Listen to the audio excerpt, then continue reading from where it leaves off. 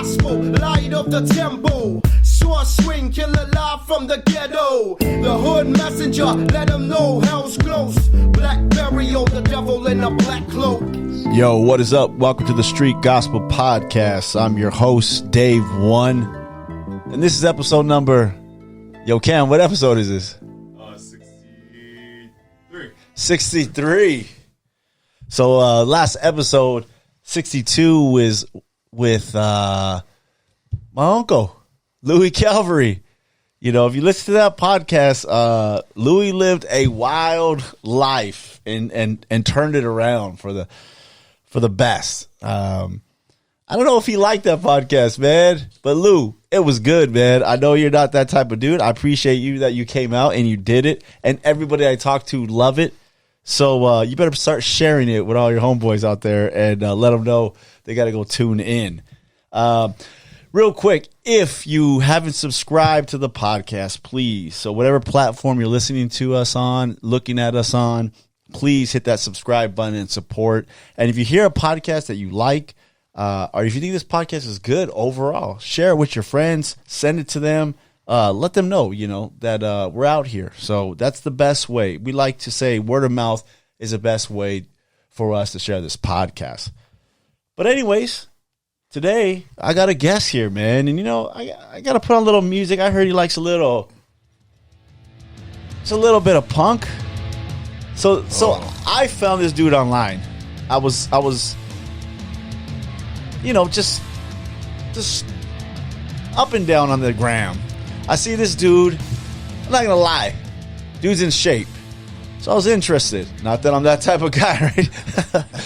I was just like, this dude was fit. I was like, what's this? And I'm not trying to diss, but he looked about my age. So I had to stop and say, let me see what this dude's doing, man.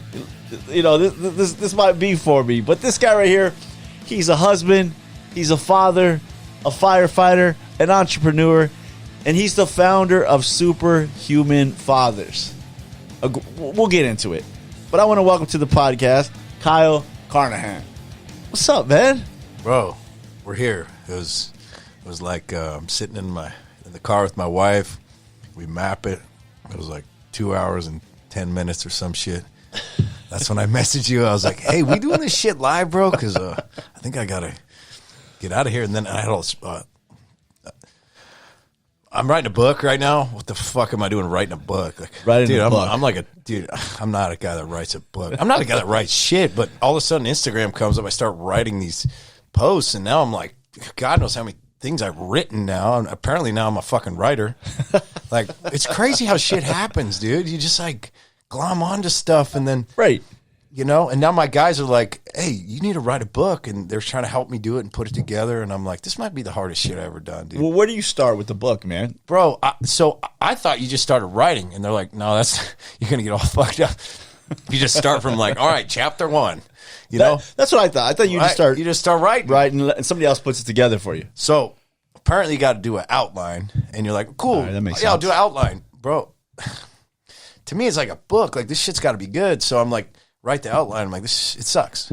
So I scrap it, write another outline. I'm like, the outline's okay, that might work. And I start writing. I'm like, the whole thing fucking sucks. So I scrap it. Ugh. I just talked to my guy today. He's like, hey, everybody sucks at this, dude. You just got to write. Just write. Yeah. Just write your story. Just write it. Right. Just write it, and then we'll look at it. We'll cut it up.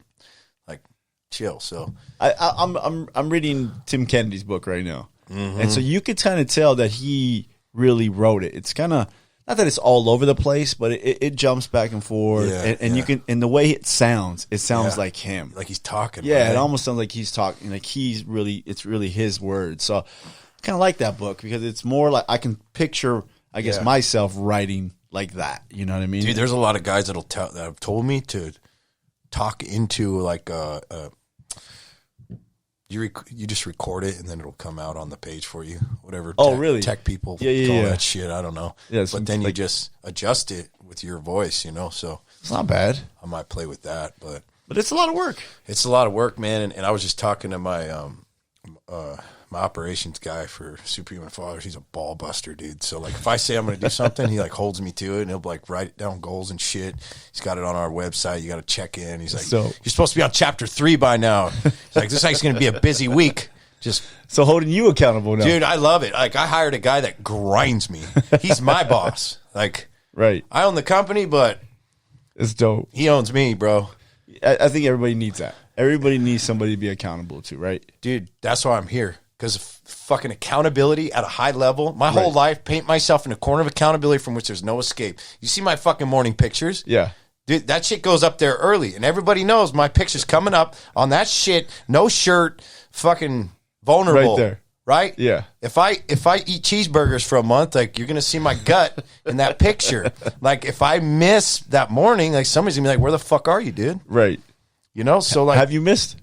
well, you know it. If I do, you'll know it, because like a couple times I'll like miss my alarm, and it's like 4:45, which is like used to be crazy. I get up at 4:45 and be like fucking killing it, dude. But I'm so used to getting up so goddamn early now. I've been cranking it back, and adjusting my life to just be effective and like get as much shit done as I can. That like I like get on. I'm like, I fucking slept in. I'm such a loser, you know. And it's like, dude, it's just funny. It's funny how you level up your life in certain ways, and then you're just held accountable to that level. Yeah, you know what I mean. Like you know, like if you don't go to the gym, you're like, all right, my goal this year, I'm gonna go to the gym. And you go to the gym, you start going to the gym every day. You're like, I'm fucking killing it. Right. I'm killing it, bro. Like, I'm going to the gym. If you go to the gym like every day for like a year, pretty soon it's like standard. Yeah. And now you like now you're just like not even proud of yourself anymore for going to the gym. It's like, well, yeah, I go to the gym. This is a habit. This is what I do. Yeah. Know? It's like, so then you start adding more shit, and that just becomes normal. Right.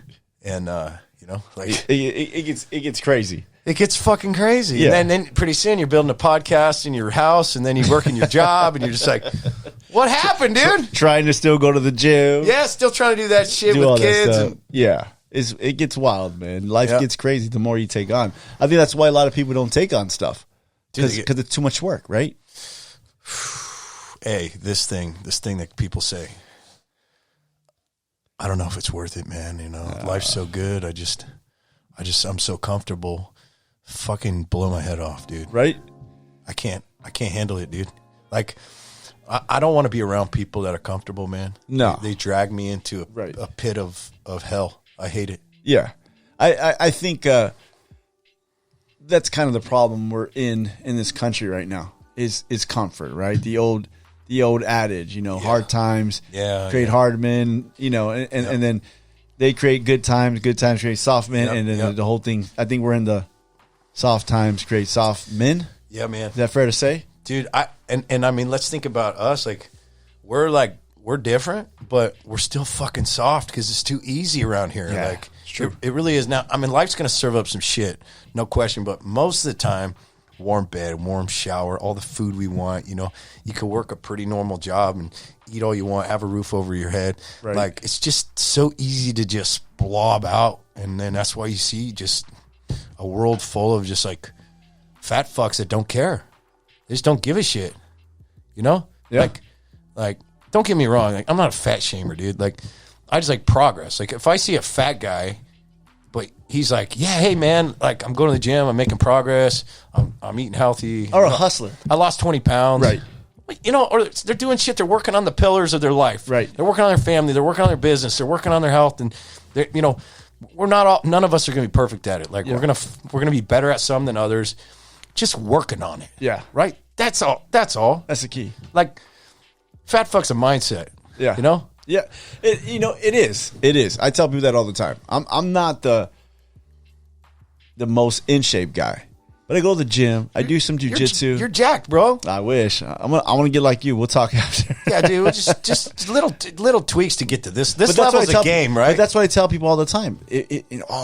What do I need to do? You know, I found this magic diet online, or I found this, or I signed up here, and I'm like, look, just do some small changes. Yeah. Some small changes first. Like, can you cut back on like the fast food? Yeah. Can you hit the gym like twice a week? Yeah, can dude. can you get some rest? Can you what can you do like right now? Set some reasonable goals, achieve those goals over the next couple months, and then add on, right? Add on. See, guys get crazy. Yeah. They go, all right, I'm gonna get in shape. And then a guy hasn't worked out for like years, and he's like, all right, I'm gonna go to the gym twice a day. I'm gonna eat 1,000 calories, only meat, carnivore, and and then I'm gonna go on this juice cleanse. And it's like, bro. just start going 3 times a week and walking on the treadmill, and then let's cut out the chips and the ice cream at least 5 of the days. You know, Right. Let's just ease into this shit, you know. A guy starts doing that. I got the utmost respect for that guy. He's got a plan. He's following through. Starts to prove to himself that he can do it. Yep. One little bit at a time. And quickly you can, a guy like that within 6 to 8 weeks can completely transition his life. But you come out the gates too hot, you burn out, and then you hate yourself because you're like, see, I'm a failure. You're not a fucking failure, dude. Failure is fake. It's a lie. Everybody who gets anything done or accomplishes anything along the way slips and slips and slips. We just don't quit. We just don't stop. Right. That's all. It's true. I agree with that, man. Where did you start with this? I mean, let's go back to the beginning. Okay. Did you grow up like around this? Did you have family that pushed you to this, or did it gradually come? All right. So Big Joe, my dad, he's a surfer. That's his obsession. So he brought me up surfing. I kind of rejected it in the beginning a little bit. I went skateboarding route, you know, punk rock 90s style. And he was like, okay, well, it's kind of similar, but he kind of hated on it a little bit. He's like, nah, surfing, you know, in the tube is where you see God. You know, it's like very spiritual. It's like surfing is everything. So I started surfing when I was like 12, 13. But when I was like 14, he started bringing me to the gym in the mornings. And I think that's where I got a little bit of the bug. But, you know, I probably went with him for a couple of years and then was in and out of it a little bit.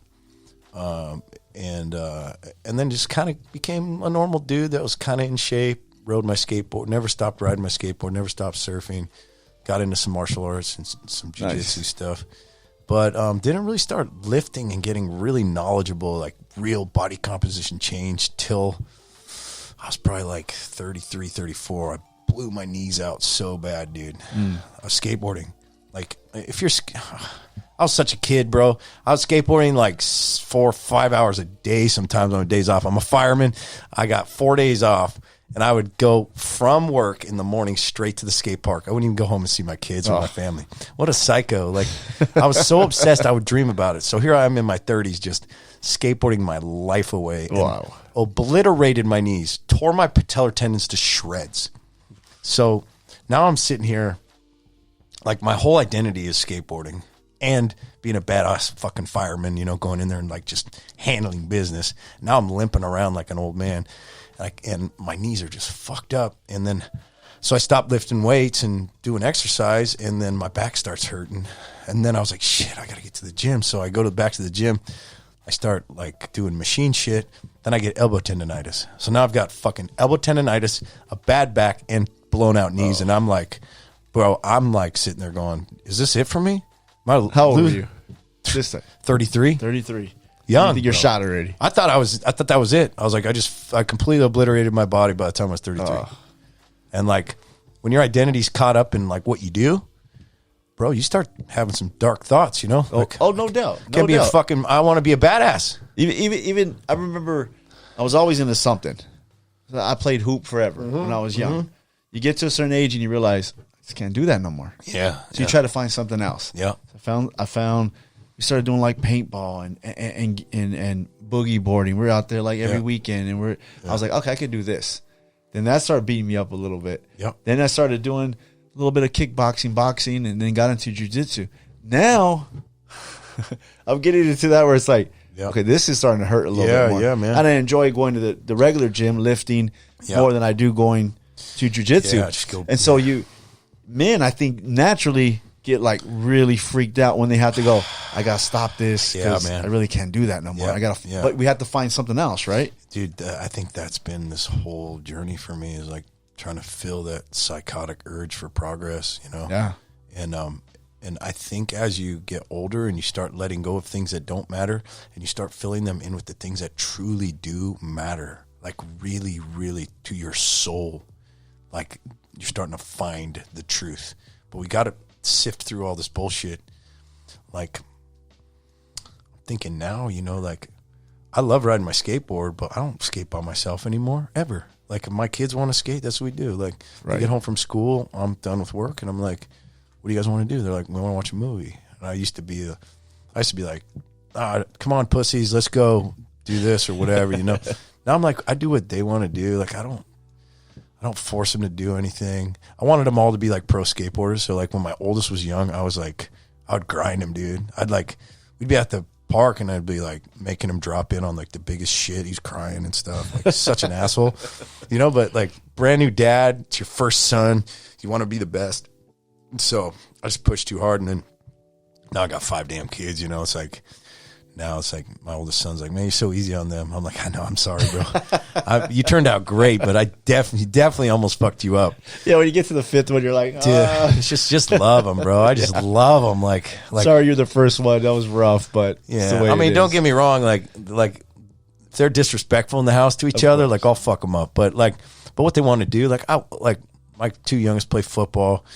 My oldest play water polo and wrestle, and like.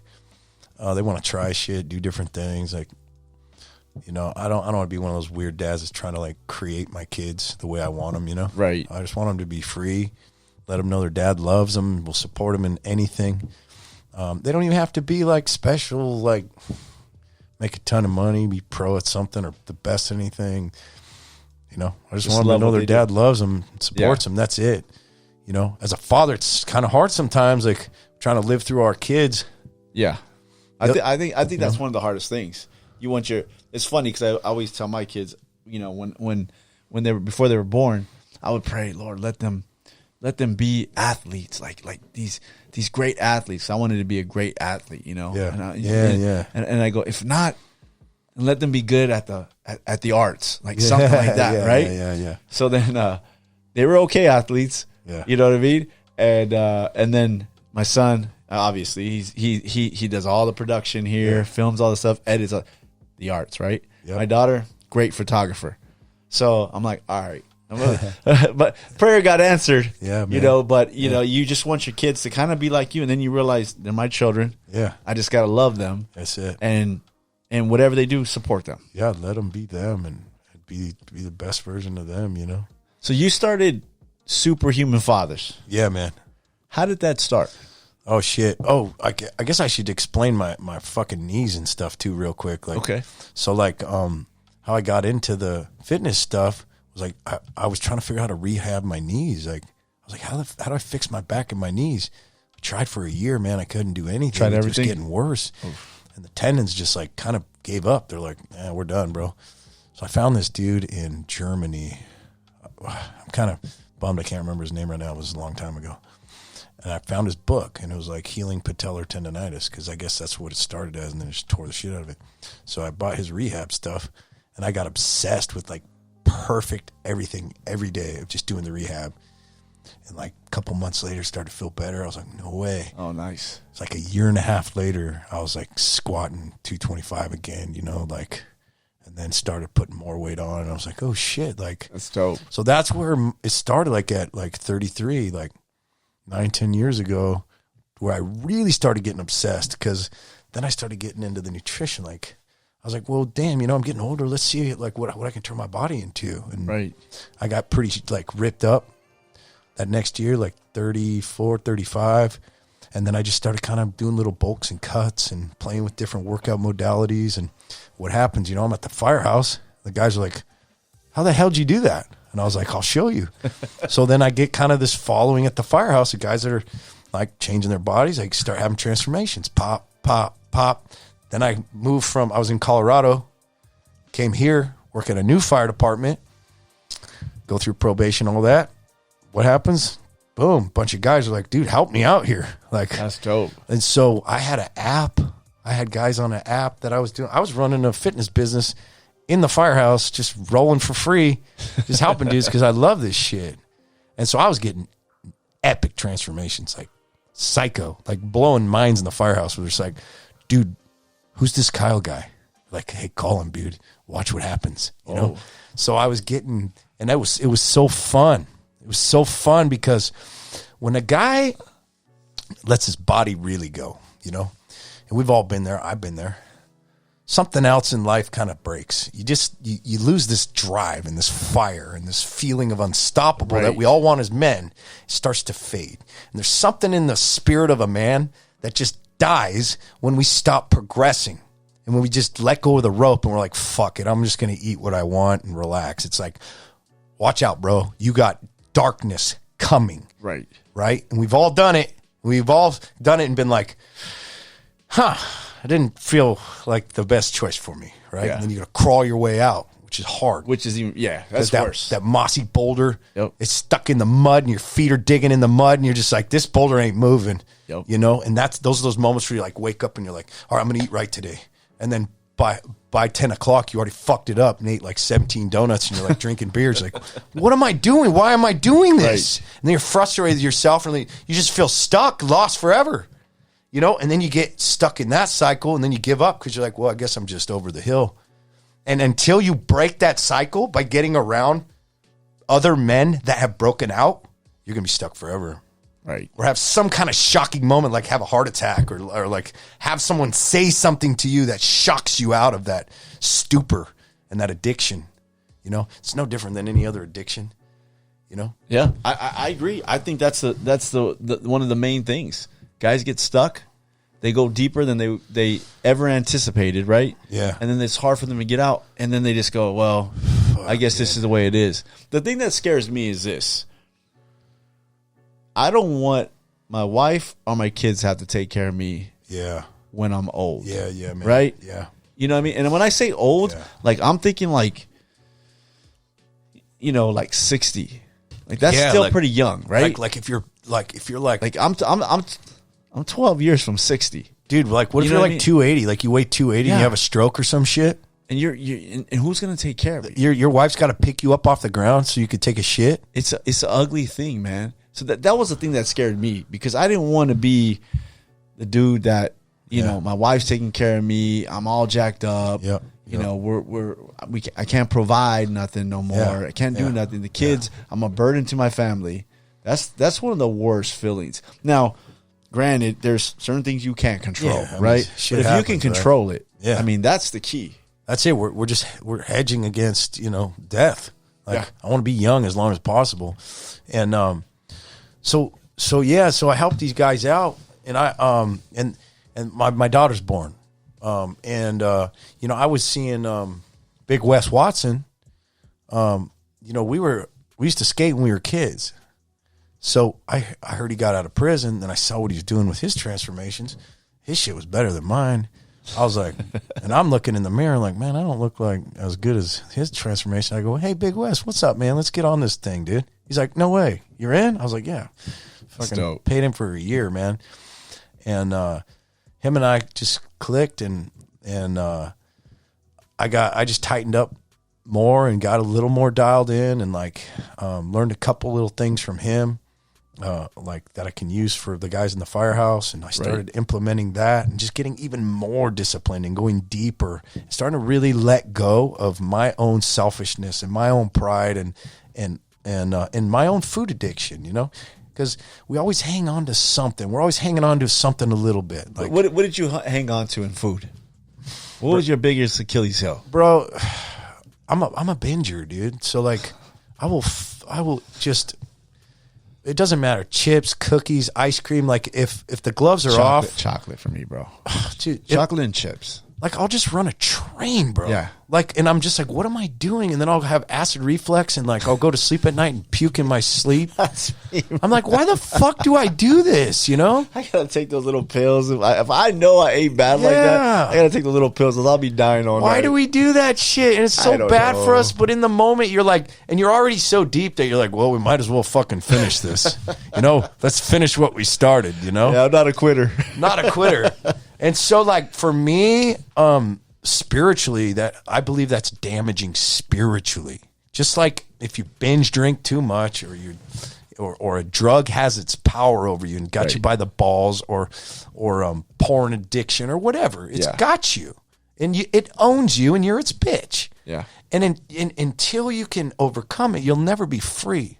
And so, for me, I've been on this quest to free myself of porn, of food addiction, of just ego, pride, and selfishness, of fear of poverty, fear of death, fear of it all. I've seen guys, they were pouring out all their alcohol. Yeah, man. On your page. Yeah, you know what was cool about that? So I just put that out to the world.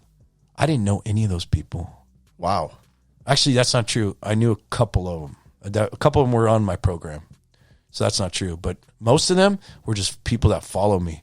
I put that message out, the challenge, and I was getting these videos of guys pouring their shit Crazy. out.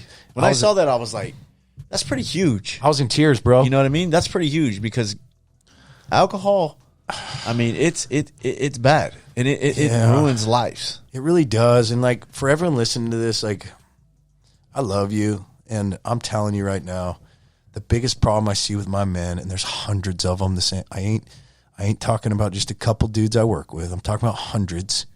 And you look at my transformations, you see what I do for these guys, and you read what they say. So I'm not bullshitting you. I'm telling you, alcohol is the biggest problem. It's the biggest more than problem. porn? Dude, yeah. I think because alcohol, guys will admit they have a problem faster than they will with porn. Yeah, they Right? yeah, they will admit might hide to porn a that. little bit Yeah. And you know the thing with porn is it's like there's like in your head you're like, well, I mean, technically health wise it's not bothering me, and like it's not, I'm not cheating, you know. But I'm telling you, man, it's damaging your spirit, man. It's damaging your relationship. It does. It's a whole spirit thing. It is, dude. Pornography, alcohol, drugs. It's a whole spiritual thing that takes you somewhere else you don't need to belong. Bro, let's talk. It controls your life, messes up your life, damages your marriage, ruins your kids. Yeah. And then you know why? Because it never stops. It's just never. It progresses. It makes you hungry for it. Hungry, and nothing will satisfy that. Yeah. And when you can't get satisfied from something, you kind of know it's bad. You're miserable forever. Yeah, you really know it's bad. You can get satisfied with seeing your kids grow up. You can get satisfied with your relationship with your wife. Yeah. You know, with your relationship with God, whatever it may be. But those things, those vices like that, never satisfied. Yeah, I mean, just for me, like, as I've even progressed farther, you know, kicked alcohol, recently kicked the nicotine. I'm a fireman, dude. Nicotine pouches, fucking, that's our life, bro. Really? Yeah, like the Zenzers, you know, right in there. Yeah. So like all I'm saying is if you really listen to God, listen to your conscience. Like, I don't know if it's God or your conscience or the universe. I'm going to find out someday. And maybe on this call, maybe on this podcast. Maybe, man, together, we'll see. You know? But I'm listening, you know. But I hear the voice. I hear the pull. And to me, it was just last month. It was like, hey, this shit's owned you, bro. And I'm like, what? Shit owned you. A new level. I knew what it was. I knew. It said it to me. And I was just like, all right. Went downstairs and threw that shit away right in front of my wife. She's like, I just bought you like $100 worth of those. And I was like, fucking better, more painful.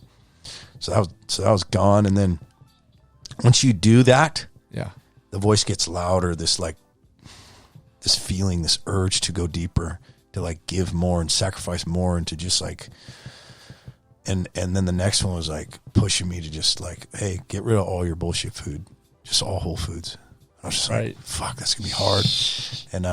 And I just like, I put it out. I was like, all right. I'm picking up your. Oh yeah, sorry. It's all good. I was like, all right, yeah, we're doing it, and I just announced it to the world. So like now there's no turning back, dude.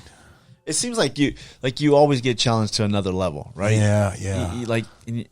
I have that. I always, you know, this is a faith-based podcast.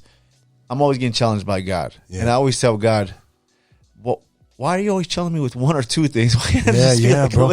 A little step here. Yeah, I get that. But it'll be like in ones and twos, threes, and I'm like, wait a minute, like this is too much. I'm trying to improve in this area. Can you not like remind me about this area at the same time? Let me get good at this, and then I'll work on this. No, two at the same time. Here we go. And what happens when you listen, bro? And you go I feel all good, in. man. I feel good. I really feel good. And that, you know what? This is the reason why I liked what you put out there, because it wasn't just about fitness, which I 1000% agree with you. That is very spiritual. Yeah. Being fit. Yeah. You know, that is very part of being in tune with God. Yeah. In my opinion, and a lot of guys' opinions out there. Yeah. Granted, there is some brothers out there that are not in shape. Yep. But I think because what it proves is this, and I know you agree with this 1000%. It shows that you're disciplined, dude. That's it. And if you're disciplined in your own body, taking care of yourself, praying, reading the word, being good to people, loving your wife, loving your kids, you're going to be disciplined in that. And it's got to start somewhere. So might as well start with myself and my body. What other way can I really? Yeah. Because it takes a lot to wake up early. Yeah. What do they say? Practice discipline, right? And so you take a man and you show him what he's capable of through the basics. You say, set a wake up time. Let's nail this 7 days in a row. We got this. Doing it as a team. We're reporting to each other. And they get up at that time. They get up at that time. They get up at that time. They're like, okay, I believe in myself again. They start respecting themselves, and then they're putting the work in the gym, and then they're eating the way that they said they were going to do. Finally, after all these fucking years, I was telling their wife, I'm going to do it this time, baby. I'm going to do it. And then losing trust again. Right. Their wife doesn't respect them. Their kids don't respect them. They don't even respect themselves. How are they supposed to love their kids if they don't even love themselves because they don't even trust themselves? Yeah. We can't give what we haven't earned.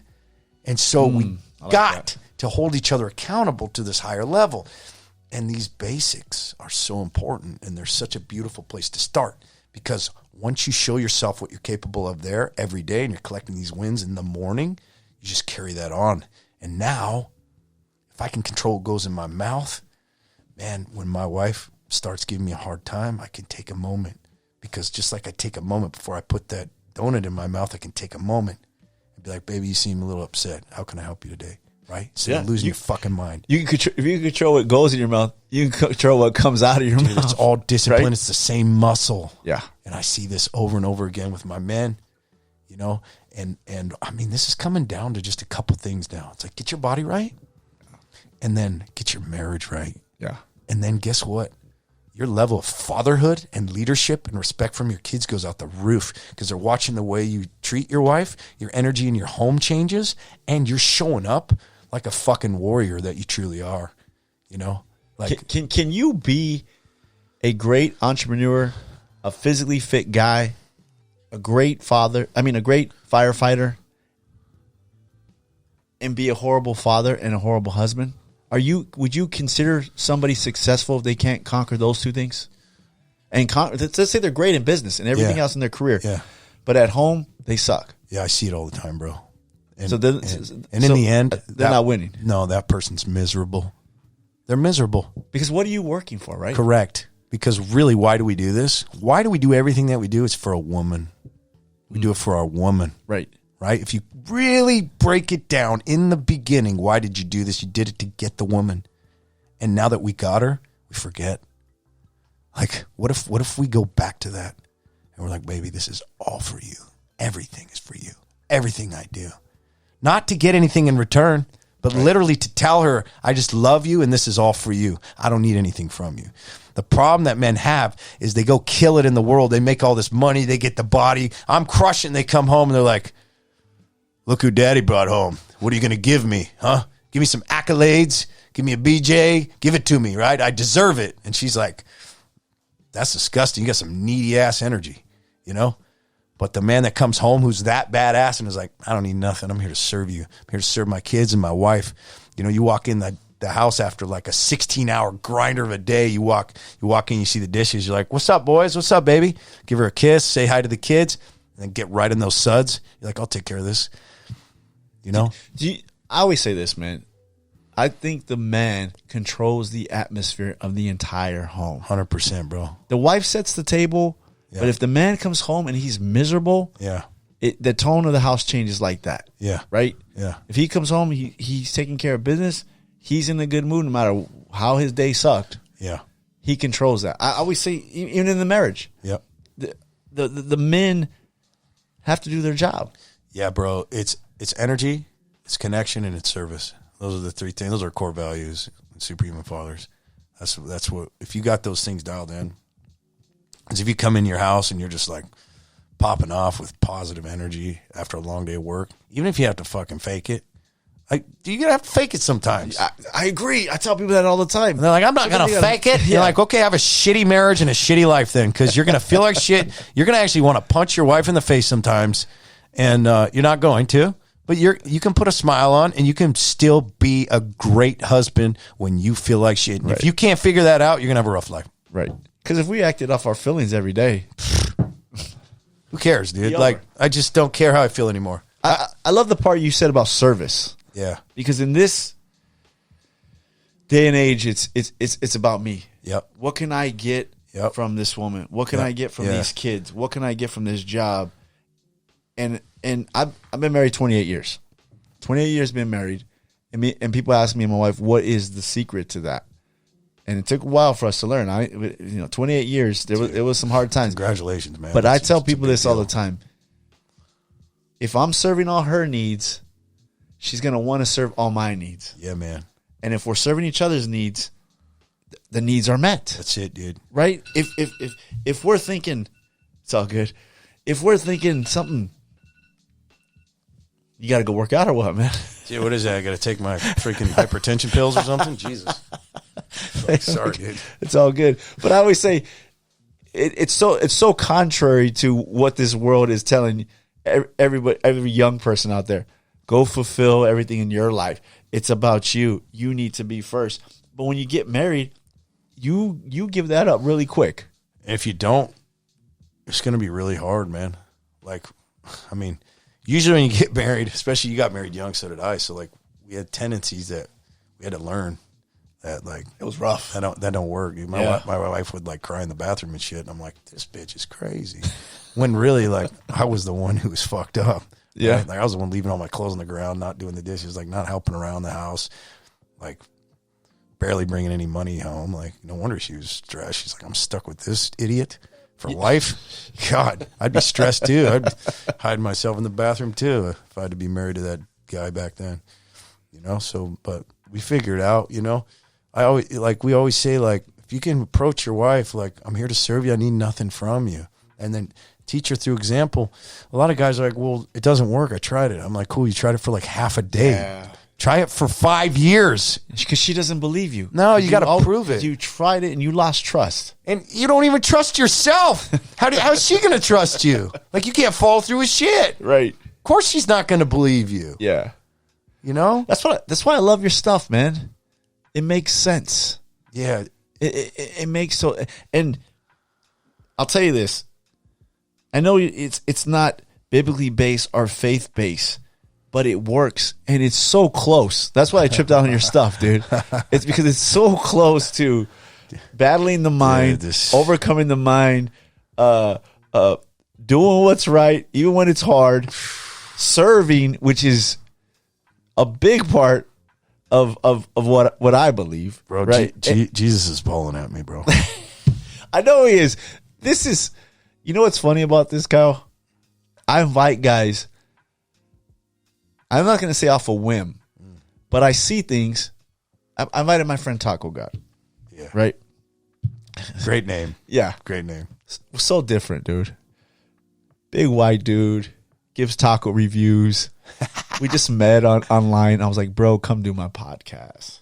He shows up here, and we become great friends. Great friends, right? I call him, we talk. What's up, brother? He's telling me about his business, what he moves he's making, you know, what he sees I need to do. I'm listening. Totally different. Yeah. But then he comes in. He's been here twice to the podcast. He's been a double guest twice, right? And he goes, and we have this connection on faith. He's way over here, and I'm way over there, and we come to this like middle part where we understand each other and we agree with a lot of things, and we're like, dude, this is dope. And so now that you say that, I'm glad, because I always go off feeling. Yeah. And usually I have a great connection with guys, and we just boom, and then they end up showing up here, and it's just like one mind, one accord. Yeah, bro. You know, but all your stuff, like, I was like, this dude's like preaching without preaching. Like, he's like, hey, here's the reason, because I'm living it, bro. yeah, I'm living it hard to the T. You know, I still am human. You know, I make mistakes. I still piss people off, say dumb shit. But like, we all do sometimes, man. Bro, I'll die for this. Like, for this message. Like, I've whittled it down to character and integrity. That's everything. And so if I do anything against my conscience, like, you're gonna know it, and I'm gonna apologize real quick. My COO, we had this meeting yesterday, down to even these little things, man. Like, I'm a fireman. I bust balls. I got my balls busted. So anyway, he puts a message out that he's like, hey man, I feel like shit. So I'm gonna bow out on our leadership meeting. I'm like, why the fuck? Nobody fucking bows out, you know? It's like my dick ass fireman mind. I'm like, nobody bows out. Don't be a bitch. Like, show up. We show up to everything, right? You know, right? Which is kind of actually like, I just need to be like, dude, he's probably got some shit going on, right? Like, trust. The dude's a good dude. He shows up. He's a savage. This guy's a savage. So, like, obviously I should trust something's up, right? Check on him later. But so I go on the call and I just like roast him in front of all the other guys, fireman style. And then, you know, in the middle of the call, I'm like, that was horrendous leadership. I was like, I can't roast my COO in front of the other guys when he's struggling with something. I was like, that's a dick move. So after the call, I call him. I go, hey, I just roasted you on the call. You're probably going to listen to it. I'm so sorry, bro. Like, that was unacceptable. I shouldn't be talking to guys like that. But that, like, he's cool. But you're owning it. Yeah, like, this is huge. This is with your wife, with your kids, with your coworkers, with your teams. You're gonna say things. You're gonna offend people, and like. Why don't guys own it though? What is it? Why? Because we got to be right, and we can't. We think. Listen, we think if we got to play this perfect part, like we're like our shit don't stink, and like we don't ever make mistakes. What if we can just accept the fact that we're all fucked up and we all make mistakes, and then we forgive people super easily? And then guess what happens when you start to forgive people super easily? You start to forgive yourself really easily, and then when other people don't forgive you, you're in this power position because you've forgiven everyone and you've forgiven yourself. And so when you see them not forgiving you, you can see it for what it is, and you're protected because you're like, you feel bad for them. Yeah. Oh, damn. Yeah. That sucks. And then you could just love on them more. You know? And then the crazy thing is when you need it, yeah, then they're there for you. Yeah. In a good, yep. You teach them, just like we said with your wife, you know, I'm here to serve you. I need nothing from you. She learns that from you, starts doing that back. Like, that's a power couple, bro. That's what was the switch for you though? Where did you finally just go, I got to be a better husband. I got to be a great father. There were a couple, man. So like the first was like, you know, I'm an insecure dude by nature. I'm not now, but I was. Very much so. I think a lot of guys are that don't say they are, right? They hide the fact that they're really insecure, or that maybe they don't even notice that they are. But I was very much a people pleaser, and so I get into the fire service fairly late. I got hired at like 29, and those guys kicked my ass, man. Like, just tore me to shreds, like crushed my soul, and I was kind of a pussy, you know, and my awareness level was kind of low, so they told me how it was, and you know, these guys were former military, a lot of them special operators, so they gave it to me, you know, so they toughened my ass up, but they toughened me up a little too much. I kind of became like a beat dog, so I became like a rabid dog. Oof. So I wanted to give it back to them, you know, and so when I started giving it back to them, they were like, respect, you know, and I was like, cool, I like respect. So that was around the time I fucked my knees up, started lifting weights a lot, getting bigger, getting stronger. So now I just kind of want to walk around and fuck people up, you know, which is cool. Like, that's good. Good for you. The bullied become the bully? Totally. All right. Right. But a lot of that was good because I found some confidence to go crush life. And that's important. A lot of guys lose that because they equate it to the abuse they did when they were younger. So they throw the baby out with the bathwater. They're like, that's the old me. So then they kind of lose their fire. They lose their warrior. And now they're just like this soft, gluttonous pussy, right? And they're like, I can't go back to my old ways. I'm a Christian now. And it's like, dude, you needed to keep your warrior. Just don't be a dick. I agree 1,000%. Right? Yeah. Now we're a warrior for good. Yeah. Like, right. We need warriors in the game for the game of light. I was talking to my friend Big Sleeps, and he comes from the streets, drugs, gangbanging, prison, has his own business now, own tattoo shop, travels all over the world. And I said, Sleeps, I remember you telling me that you took the attitude of nobody's going to stop me. I'm going to blast on everybody. I'm going to find those drugs no matter what I have to do. That attitude, and you applied it to your business. Yeah. And that, like, he goes, yeah, I took that attitude and I just went with it from there. Yeah. And he goes, so that bad stuff that I was creating, no, I took that attitude though and turned it into good stuff. Yeah. But it's the same drive, but in a positive way. Yeah, man. Yeah. He learned drive in evil and then was able to put it into good. And then push it into good. And then put that in your family, man. The way you show up for your kids and your wife. Just get obsessed. Like, I'm the best fucking dad in the world, and just go all in on that. And then what does that look like, man? Like that, what is the best dad in the world look like? Man, that motherfucker's jacked. One. Why? Because he's disciplined, man. Yeah. Takes care of himself. He's got a plan. He says he's going to do it, and he follows through. And he shows his kids through his example what it means to be a father and a leader. That's what a father looks like. My kids, they're like, yeah, a dad shows up every day, takes care of his mind, his spirit, and his body. He's disciplined with his food, and he looks that way because of the choices he makes every day. Not because of anything special other than he's just disciplined every day. That's what happens to your body when you stick with the program, right? Right. A lot of people think you got to be super obsessed to look like this. You don't. You don't have to be obsessed. I tell people, don't be obsessed. Simplify.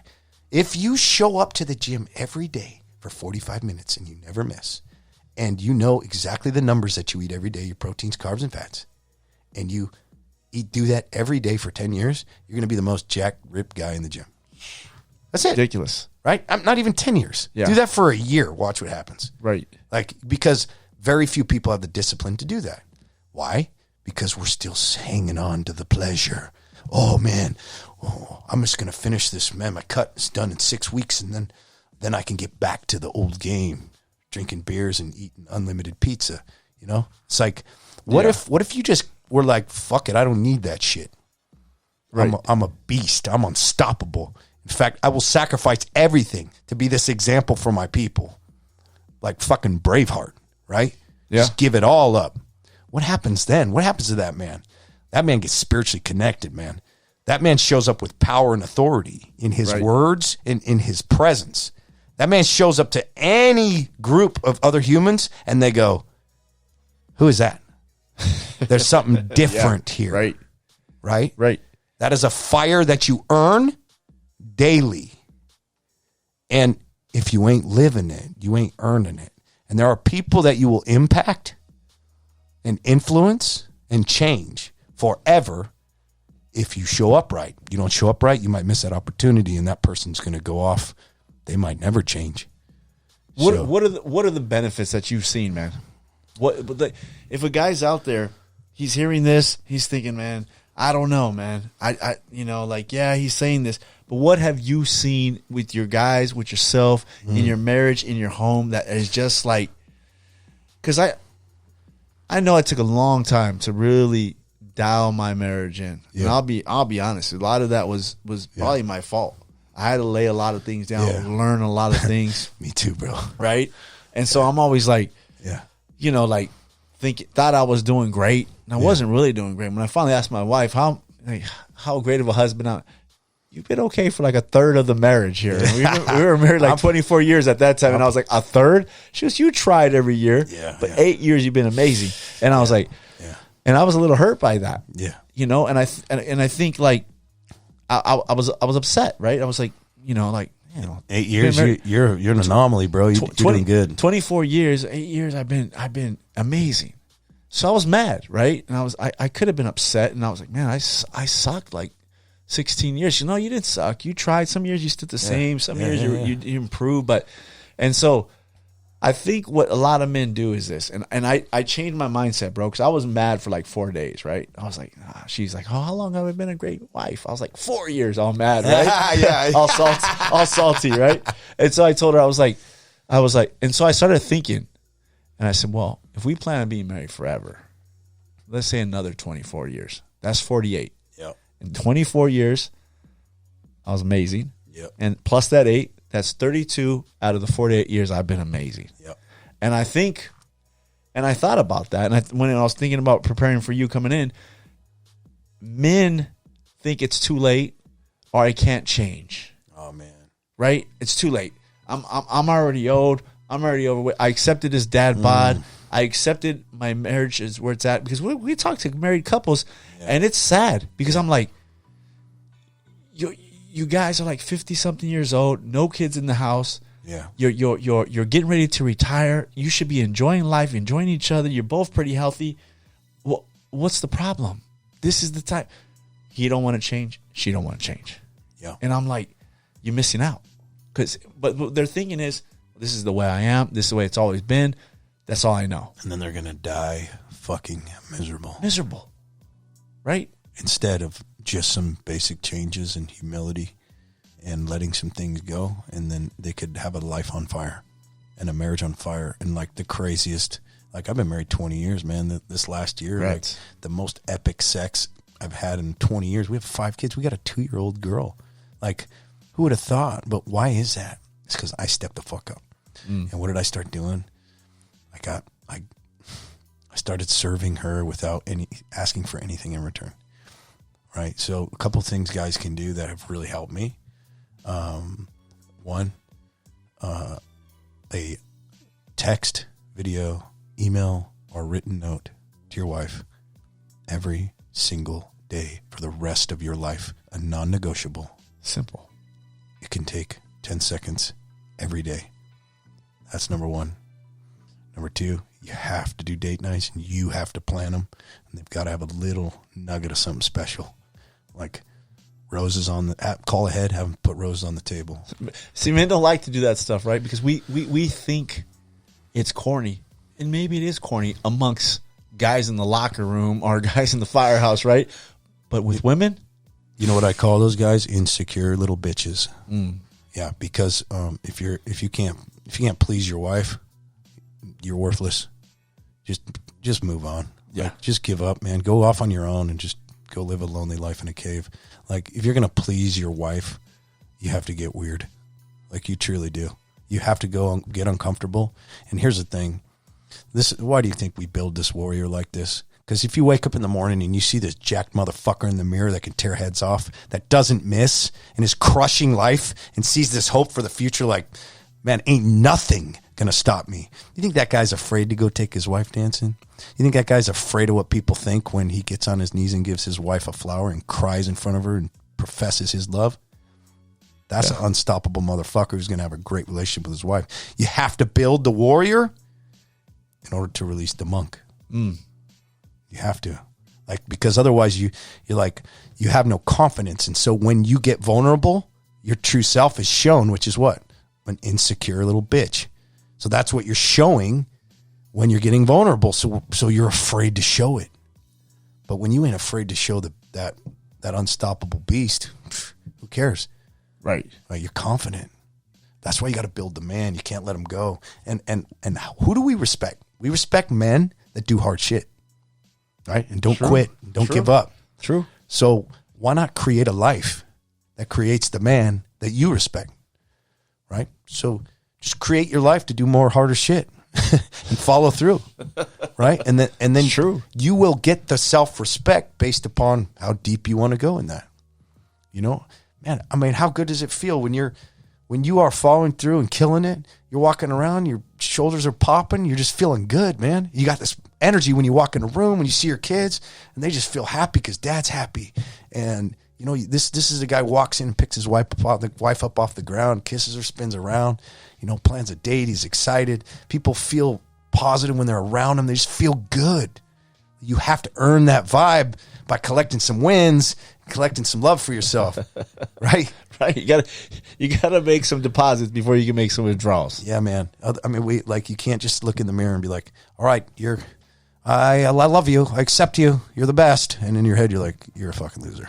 Because you're not following through. You don't trust yourself. You don't respect yourself. You ain't living a respectful life. Why are men like that? What do you think it is? Is it embedded in them at a young age? Is it just... Bro, from what I've seen, like, I never met a man that doesn't have this same outlook, that, like, wants to be a man. Like, I hate to say, like, everybody is like this.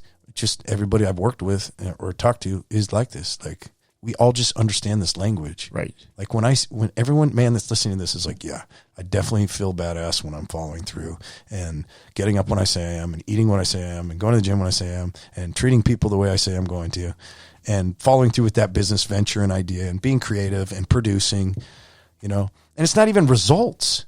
It's the action of doing that creates the fire. Right. You don't even have to have results. You just got to do the shit. Show up. Just show up and work hard. Do the shit. You're going to get all the benefit from that. The benefits we get from it is cool. You get some abs, you get jacked, you make some money, you get great sex from your wife. Like these are all benefits, but it's not why we do it. We do it because what I said in the beginning, integrity and character is everything. Like what if, it's a weird what if, but what if you would burn in hell for having integrity and character? Like you want to get to the point where you're like, well, burn in hell then. I ain't breaking my character or my integrity. It's everything to me, right? You don't want to do something for something. You want to do it because it is right. I love that. Yeah, I love that. Because it's right. It's the right thing to do. And how do you build that man? The man who can suffer. That's what it is. You're big on suffering. You have to be able to suffer. What do you mean by that, though? Think about your life. So I tell this story sometimes. Long day at work. I sit on the couch. Oh my God, kitchen's clean. We're good. My wife's gone picking up the kids from, I think, like some sporting event or something. I'm exhausted. And my little daughter, I doze off and my little daughter wakes me up. She's made this mess in the house with all her toys and just paint everywhere. It's like disaster. My wife calls, hey, I'll be home in 15 minutes. Shit. My legs are so heavy, bro. Like I can't get up. I can't do it. Well, I get my ass off the couch nice and slow and I start picking up the toys and shit and all slow and my back hurts and my legs are tired. And I thought, you know what? When I was in Fire Academy, I was moving my ass. And I was way more tired than this. So I was like, you know what? Speed the fuck up. What are you doing, man? Like, just get moving, So I start moving a little faster and I clean the shit up. The reason I tell this story is because that is the feeling we have all the time when we don't want to do stuff. It's hard. It sucks. It's suffering. You're going to suffer to build muscle. You're going to suffer to build a relationship. You're going to have collisions with your wife, talk about things that are very uncomfortable to try and get yourselves back in line again. It's going to be very uncomfortable. You're going to suffer. You're going to build a business. You're going to have early mornings and late nights. You're going to have run-ins with employees. You're going to have run-ins with customers that are uncomfortable. You have to be able to suffer through this. Anything worth anything, you will have to suffer in order to do it. And the more you can suffer, the faster you'll be successful and the more you'll be successful. As simple as that. So when we are weak in this very easy environment we have, it's going to bleed off on everything else. And our ability to suffer is going to lack. Also, what's coming? Chaos. Chaos is coming. Medical, financial, relationship chaos. Something always happens. That's life. That's life. And it's going to be in the form of acute suffering. So if you've been in the shit, been pushing yourself, maybe with early wake-ups, cold showers, hard workouts, dealing with shit as it comes up, stepping up to be the leader and putting yourself in hard positions and doing hard focused work, when some shit comes up, you're going to bleed. You're going to be like, I got this. I'm on point. I got this. Everyone looks at dad like, dad's got this. Right. But if you've been laying around, drinking, sedating, being lazy, not following through, letting your emotions run you, when chaos comes, you're going to roll over. You're going to fold like a lawn chair, man. Everybody's just going to walk all over you and be like, well, so much for dad. It's better that guy never became a husband or a dad, right? 100%. That's a good message to give to young guys. You want to be a husband and dad, this is what's going to entail. Yeah, prepare like you're preparing for war, man. Right. Yeah. This is what you're going to have to do. This is what you're going to have to lay down. Yeah. If you want this is what you're going to have to do. Is there benefits? Is there rewards of it? Of course. Yep. It's great. Being married is great. Being in love is great. Going on vacation, great, right? Yeah. But it's going to cost something. Yeah, man. If you want me time, don't get married, don't have kids.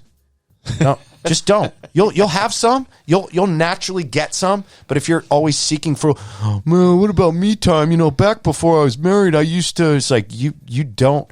You don't want what a good father wants.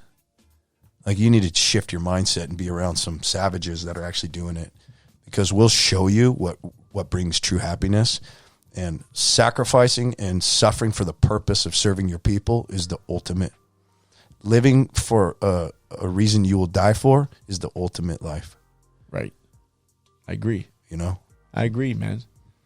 So who do you stay accountable to? Well, I got other than your wife and your kids. Yeah, I got my group. Like, it was almost 400 of us, so I can't shit the bed, or they're all watching me. Plus, they're all progressing at a high level. So, like, if I want to stay in the game, like, and lead these men, like, they'll eat me alive if I slip, right? And if I slip, a lot of them will fall too. So I got to hold the line. And then I always have coaches, man. I still back and forth with Wes Watson. I joined Warrior, the Wake Up Warrior, Garrett White's group. He's got this council.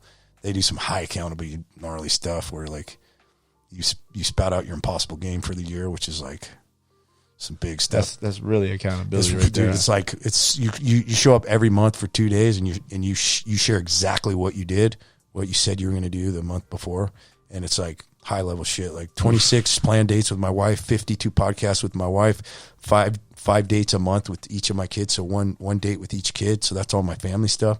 I got to write a book. I've got to finish my album this year. Album? Yeah, I'm writing music. Oh, all right. Didn't know that. Yeah. I was I knew you were in a band. Amateur singer songwriter stuff now. Oh, you know? really? Yeah. Oh, trying to do it. You just do it all, bro. Dude, you that's it. Like, we have one life. Like, what am I talking about? I used to be in a band for a long time too. There you go, man. Like, you know, like, you just it's life, right? You structure your time. You structure your time. But why I get up so damn early, bro? I got to create time, compress time. Okay. Right? The early thing, right? Yeah. You wake up early, you create time. Yeah. Create it. Tell me about that, man, because I'm a big believer in that too. So this one's rough because there is a price to pay. Yeah, you don't sleep. Yeah, I mean, so you got to be very calculated. So because like it's not that crazy because, like, I'm asleep by like 9:30, right? That's huge. So, like, right now I'm getting up with Big West. He does 2:45. So I've been doing that for like the last 8 months. I was doing 4:30 when I was in the firehouse, and that was fucked up because we'd run all night. I was doing 4 o'clock a lot last year. Yeah, and it's like now I'm so fucked up. If I get up at 4:30, I'm like, dude, I'm going to the gym with Whitney at 5:30. I'm like, I don't have any time at all. Like, you know, Day's over, bro, because I've like packed in so much stuff in the morning, right, to get done. And remember in the beginning we talked about like things that you do get normal, right? So you get so used to it that if you take it away, you're like, I'm not getting anything done, right? You know, and so my level of expectation of production for the day is so high now that like it would blow somebody's fucking mind, you know. But so yeah, I like dark room, get to sleep by 9:30. He's like, if I can get to sleep by 9:30, I can get up at 2:45 and like be very functional. You know, like a night like tonight's going to be rough because like I'm going to be done here. I'm going to head over and have dinner with some of my team members, Superhuman Fathers team members. It's going to be a late night. I may stay at their hotel. I may drive home. And those are the nights where I'm like, damn, like every once in a while, if it's like real late, I take my kids to the Padres game, get home at like 1 a.m. or some shit. I'm like, I'll bump that alarm up a little bit, you know? But most of the time it's like, you stay pretty regimented with that. You can get a lot of shit done and you're feeling good because you're making progress, you know? Right. So I know it sounds crazy, you know, I do 2:45 and by 2:50, I'm in that fucking cold shower. And, like people are like, oh my God, that's crazy. How do you do that? Really, if you think about it, it's really not that crazy, man. It's just life's so easy, you know? Yeah. So we're just trying to put a little edge on my life and myself and just committing to myself to like not be afraid to do the hard shit, you know? Where did you get that from, man? Where do you think it came from? Your dad? Did it come from the firehouse? Bro, I think it was a mix. So skateboarding itself is like pretty unforgiving, right? Yeah, see, that's why I never stuck out with skating, bro. I got jacked up a few times and I was like, yeah, this I'm afraid of skaters, dude. I'll tell you, We're dude. the Johnny Knoxvilles Yeah, and Bama Jarrah shit. types, dude, where you punch them in the face, they Yeah, fall, they just- break they their li- leg, they and they love just it. get up, and Yeah. they just keep coming at you. I hate those dudes. Yeah, dangerous. Yeah, So- dangerous. So I got a little bit of that in me, and then being around in the firehouse, I was just around savages, and I wanted to out savage them. Why? I just don't want to be an average motherfucker, dude. One life. Were you always competitive like that? You know what's weird is I'm like sports and games and shit. I'm not competitive. Really? I'm not competitive. I would think so. I would think so too, but I'm just not like I don't have to win. Jiu-jitsu, I'm like I don't have to win. Like I'll play light and play and get choked and tapped and learn. Like I don't have to win, but I Right. know like if I don't put forth the effort, I think it's like this. If I milk it and I get beat, I'm pissed at myself. If I know I gave it all out and someone beats me, I'm like, I'm in the presence of fucking greatness. Right. Right? Right. I can respect that. And so it's just a win-win on both sides Yeah. as long as I'm putting forth the effort. Right. And then I also know, like, man, I'm showing up representing my wife and my kids. So, like, they have to look at me. They have to live with this dad. So what dad am I giving? What better gift than myself am I giving my family? There's no greater gift than yourself you can give your family. So Right. why would I not give them the best version of myself? Otherwise, I'm being selfish. And so in every way, I want to give my wife an exceptional life. I want to give her millions and millions of dollars. I want to give her a man with a body that she's attracted to, that she respects. And when we go to the beach, she's like, fuck, that's my man. Damn, And my kids, I want to show up and, Right. and have them be like, that's my dad right there. And like, that's your fucking dad. Like, Right. this is the gift to them. Feels good. It feels good. Yeah. Okay, so let me ask you this: you and your wife do a marriage coaching deal too, right? Yep. Okay, so this is huge, right? If your wife started letting herself slip, Yeah. right? Yep. Chips. Stop going to the Freaking gym. full gallon of ice you, cream. and you start freaking out, right? Yeah, it's like Yeah. it's not just vacation. It's like it Yeah. goes beyond Yeah, it's just vacation, like right? Life becomes a vacation. Right? And Yeah. I always say this, and people get mad at me. We're on the same page. It's a little disrespectful, right? 100%, Because 100%, dude. I'm not saying that I'm shallow Dave over here, right? Like No. shallow Hal. But I'm not saying I'm shallow It'd Dave. be But disrespectful for me to do that to her. exactly, right? So Yeah. I want to look good for my wife, Yep. and I hope she wants to look good for me. Yep. And that's huge in a marriage, right? Yeah, this ice cream is more important than you being sexually attracted to me. Yeah. And it's like, well, but you should just love her for her. Well, I do, but she just keeps shoveling ice cream in, and that makes me not attracted to her because she doesn't give a fuck about me. Right. I get it, man. Because I've talked to couples, and we'll even tell them like this: like, it's not about the wife being skinny or whatever, but hey, looking good, being attracted. It's an energy, bro. To what your husband likes, and Yep. vice versa. Yep. Dudes probably let themselves go a lot faster than the women do. Yep. Right? Because they're just like, oh, who cares? Yep. And I tell the dude, it's not who she married. Yep. Like, what happened, bro? Like, if she's saying he doesn't look great anymore. Yeah, you could take that as, oh, she's shallow. Other She than never some- instigates sex, and it's like, well, why, Are you surprised, bro? Why would she? I mean, that's real talk. A lot of people don't like to hear that, but I always tell people, you got to be attractive for your spouse. What were they attracted to when you guys started dating? I'm sure you were all fixed up, looked sharp, right? And smelled good, wasn't smelled farting good. all the time. And then now you got what you wanted, Yeah, and now you just let yourself go. Yep. Yeah, it's disrespectful. Now, I talk to the men because that's who I write to, but I get messages from men all the time. Well, what about the woman? They have a responsibility. I'm like, I'm not talking to her, bro. I'm talking to you. Yeah. You can't control her. You can control you. Exactly. Send her to my wife. She'll talk to her. Yeah. Well, my wife's been putting out some fire messages lately, man. I'm just like, damn, hit him. Yeah. Hit him, baby. Yeah. You know? Was your wife, is she as big a talker as you, or that developed?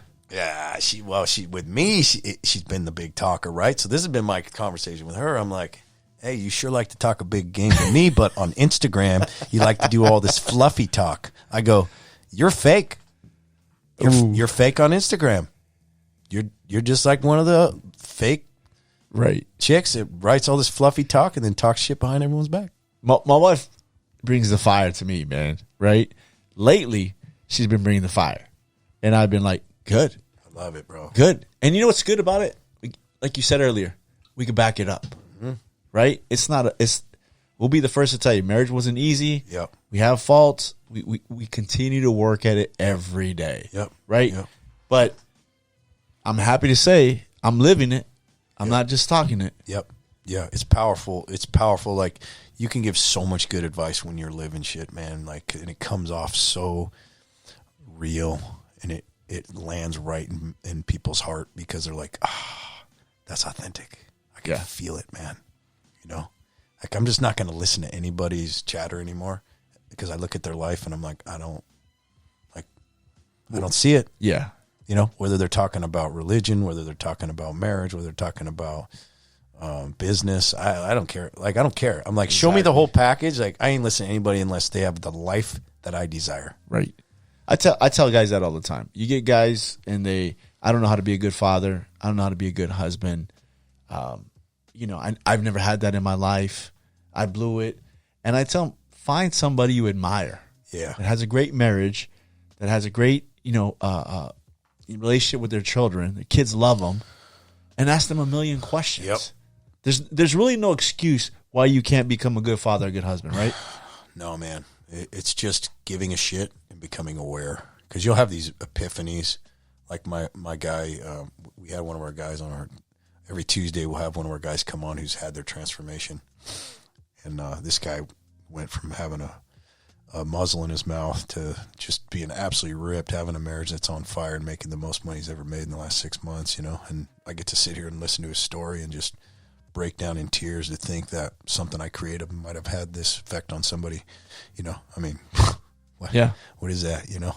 Yeah. Like, what greater purpose is that than to wake up and create a message or an idea that saves fucking lives and families? Like, so he's talking about how he got his body right, and it took a while, and he's like, he finally trusted the process, you know? He's finally like, I'm just going to release and just do it. Finally. It took about 3 months, right? So then 4 months later, he's got abs, he's ripped. He's like, this feels amazing. I don't want to kill myself anymore. That's for sure, right? His income starts increasing massively. And he's like, that's weird. Why is that? Because you're walking with your chest up and your shoulders back. You're bringing positive energy in your sales. People want to buy from you because they want to be like you. Whoa. Right. Weird, right? So then he notices everything's going well. But my life with my family sucks. I'm a shitty dad, shitty husband. And he's like, why is that? He's like, because I show up so needy. Because now I'm killing it at life.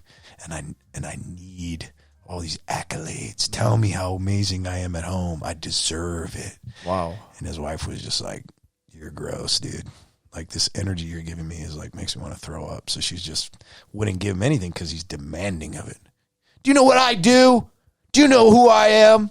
It's like, God, you're disgusting, bro. Nobody cares what you do or who you are if you like to talk about how great you are all the time and then demand things from other people, you know? Like, I mean, there's nothing wrong with sharing your wins. Right. Just don't be a dick, right? Yeah. Right? There's a thing of sharing your wins and then and not boastful needing, and prideful. like right? not needing anything from anyone. Yeah. Like, I'm not, like, you should share your wins, but you don't need anything. You're not asking anything for anyone. Yeah. You know? But when you're requiring something from your family that you deserve, like, your family will not work. Your relationships will not work. So I don't care how much you're killing it in your life. You have to come home and serve. You have to be the servant leader. You have to deny yourself of this need to scratch your ego and your pride. Once you figure that out, your marriage will be on fire. You'll be an epic father. Now you got the body, you got the money, and you got the family. Like, what else do you want? Like, that's called absolutely winning, you know? But that was interesting, his travel through his body, then to his business, then to his family. Right. I'm trying to get guys to start with their relationship with their wife as they work on their body now, because sometimes a guy will get their body right and they'll start making more money, and then they want to leave their wife because they left her in the dust, right? True. So I'm kind of recalibrating our system and being like, hey, smart. Like let's bring your wife along. Let's do it together. Yeah. What can we do together? Yeah. Yeah, that's good. Yeah. So you have 5 kids, man. Yep. Right? How old is the oldest? 16, 14, 10, 7, and 2. Okay, so Kyle, the superhuman father. The more kids you have, the greater chances you're going to get a knucklehead like you. Oh, yeah. Right? Yeah. So what does a superhuman father do when that time comes? Oh, I just love them, man. Just love them. Just love them. They just have to know Dad loves them so much, no matter what they do, That's no good. matter how stupid they are, whatever dumb shit they do.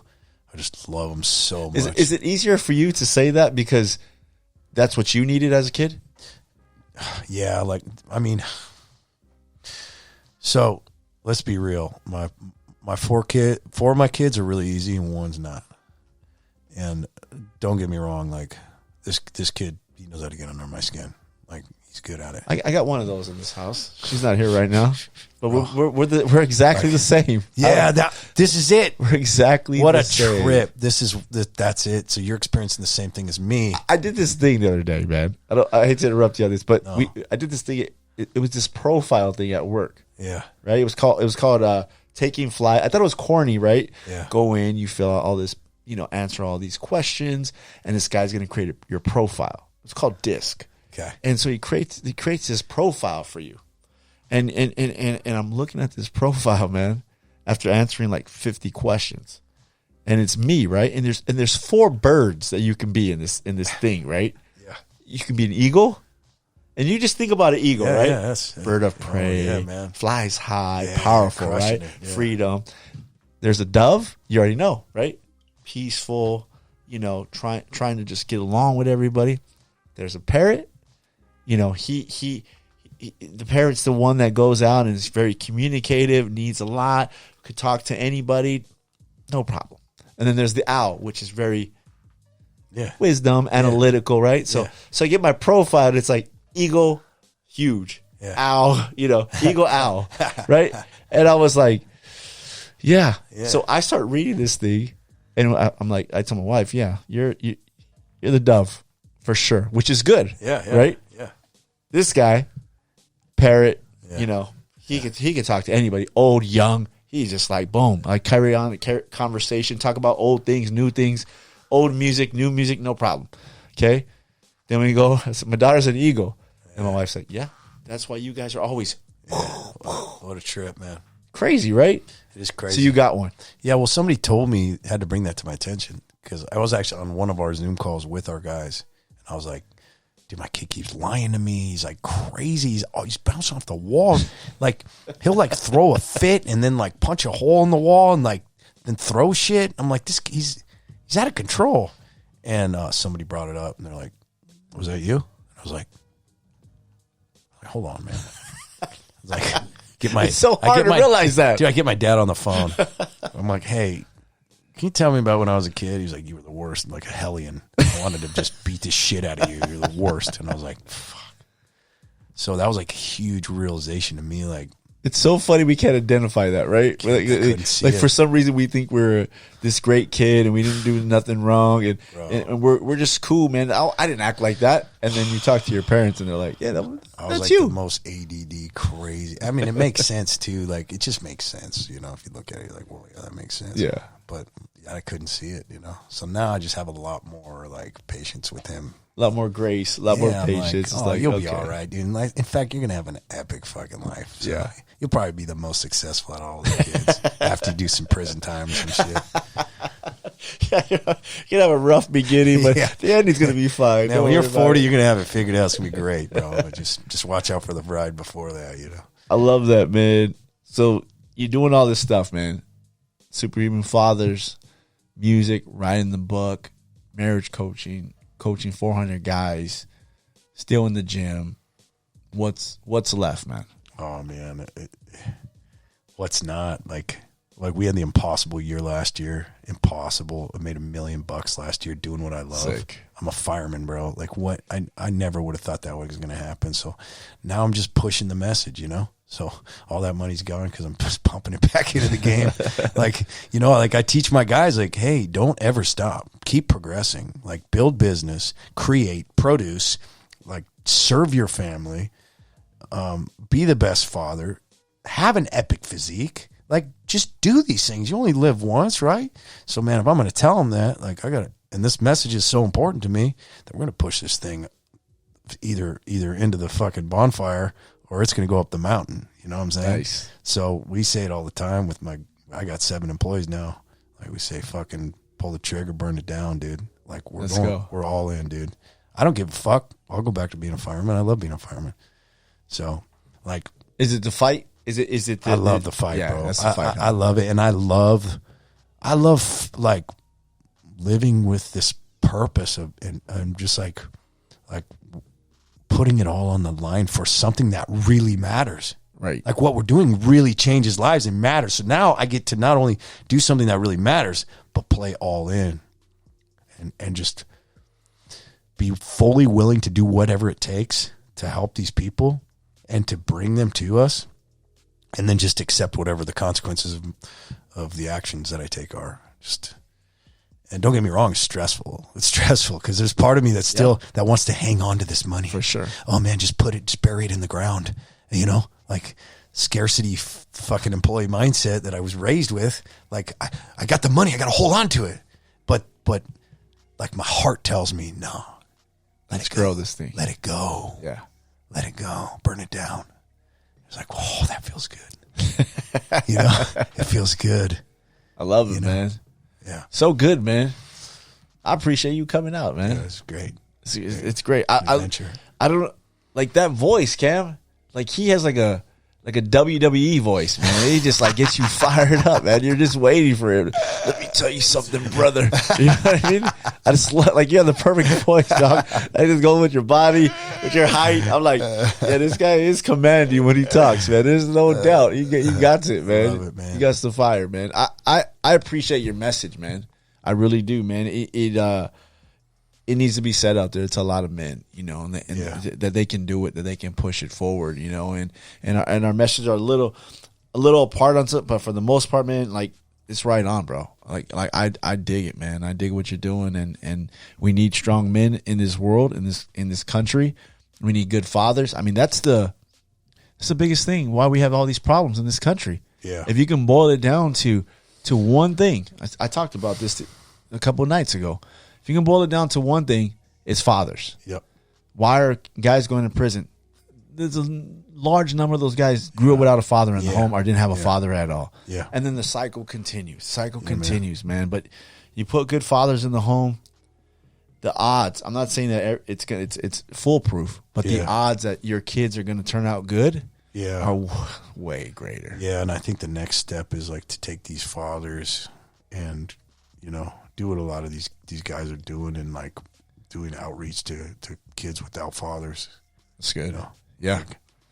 You can make an impact on a kid's life. Yeah, man. You know, you can, you know, you raise your family, and, you know, I see myself now, and I see young guys. I want to help them. I want to just encourage them, be their friend. Hey, if you need something, I'm right like here, your man. son's How you friends, doing? you know, that maybe come from a rough home or whatever. Exactly. They could be welcome into your home, and Doors are open. there's just a different feeling in your house that they can be like, oh, okay, this is how a home's supposed to feel, you know? Right. That's huge. Yeah. I appreciate you, man. Yeah, you too. You know, me and Cam have one last thing, bro. All right, brother. Furious 5. Oh, shit, okay. Let me ask you 5 furious questions. I'll let you get out of here. All right, man. I usually fuck these up pretty good, so let's roll. You'll be good, man. First question for Kyle, Superhuman father. If you weren't from the O side, what would you be from? Oh, man. Dude, I would have grown up in like the North Shore of Oahu or something. Oh, come on, man. That'd be nice. Bro, I watched John grow up on the TV, you know, and like just right there on Pipeline, and just little blonde hair, just surfing every day, and becoming like a little surf badass, doing jiu-jitsu and shit. Like that's a pretty good life. That's BJ Penn. Yeah, that's it, man. Basically. Damn, like those guys got dealt a good card, man. But they're badasses. They stepped up, took advantage of it. Yeah, they're tough. Question number 2 on the Furious 5. I know you're a punk rocker, man. I know punk's your thing. Yeah. But if you had to listen to a different type of music and give up punk rock, what would it be? Bro, Sounds crazy, but man, I love country music. Country. I love it. Okay, so I've been watching Yellowstone, man. Yeah. You know what I mean? I think being a cowboy's pretty hard, It's man. pretty hard. There's a hard dudes, Right? And the music tells stories, you know. Yeah. And It's almost like rap slowed down if you really think about it. Broken relationships, Yeah. fights, you know, different things. So yeah, it's legit. I'm getting a little bit into country, man. I saw you dancing the other day too, man. Yeah, we did one session, man. That was me getting weird with my wife, and we signed up, so we're going twice Sweet. a week now. My wife wants to sign up for dance. She's a dancer. Oh, I'm not a dancer. Yep. She likes to dance, man, and I never like to dance, but she wants to sign up for dancing. What do I say? Yep. I'll dance. You know why? Yeah. Because if I don't dance with my wife, someone else will. You're gonna dance with somebody else, man. She's giving you first dibs. First dibs. Question number 3. What skill or talent do you wish you had? Oh, bro. Man, I wish I could huck myself off those snowboard jumps and just like 1460 it and just stomp it. Like I can cruise snowboarding, but I see the guys like just hucking their bodies in the air, and I like tried that a few times and it didn't work out real well for me, and then I didn't go a lot. So I just have the utmost respect for those guys that'll just it's crazy to me. Like, I'm like, how do you survive? Because I take one fall and I feel like I just cracked my spine. Yeah. But I don't know what those guys are made of, man. You know, I couldn't do it. I'm sure it's just time on the mountain. Like anything. But my boy Tony, we were into everything together: paintball, jiu-jitsu, kickboxing, did everything together. And then I stood with the jiu-jitsu, and then all of a sudden he's like, "I'm gonna start snowboarding, bro." And I said, "Bro, you're on your own now. I can't." Like, those guys are like snapping femurs and shit. Yeah, he got jacked up. Yeah. He busted his shoulder, had to have surgery. I was like, yeah, man. He's like, I'll be back out there. I was like, more power to you, bro. Yeah, I'll stick to jiu-jitsu. Question number 4. Who was the best TV dad? Oh, man. You might get me stumped, dude. I don't watch TV in so long, but I'm thinking about... Oh, bro, come on. Come on, man. Come on, dude. We already mentioned him. Who? Fucking Braveheart, dude. It's Braveheart. I got mine. Walter White. Oh, damn. Walter White. Hey, he put it all on the line for his family, He bro. put it on the line. He went gangster for Yeah, his he's family, like, you bro. know what? You know, it's I thought not of it about today. me. He's like, it's not about me. You know what? It's about you. I thought of it today because Cam's been hooked on it lately. Oh, I watched it when Might it be came the out. best, one of the best series that's ever been created. No doubt. No doubt. So he's like, oh, Walter, man, he's legit. He was telling me today, he's like, he did everything for his family, man. Screw his wife, man. He's going ham for them. He got cancer and he's doing all this stuff. And I was like, so when I had this question already written down, and I was that's like, good, dude. I'm going to ask him that. All right, last one, Kyle. Question number 5 of the Street Gospel Furious 5.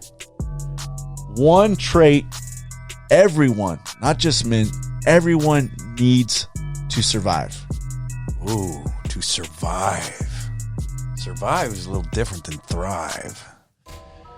Oh, man, to survive, you gotta have some fucking grit and drive, man. Drive. Grit and drive to survive. Nice. You know? There's your new shirt, man. Grit and drive to survive. Goes with some music right here. That's a new punk song, dude. We're gonna bring it out.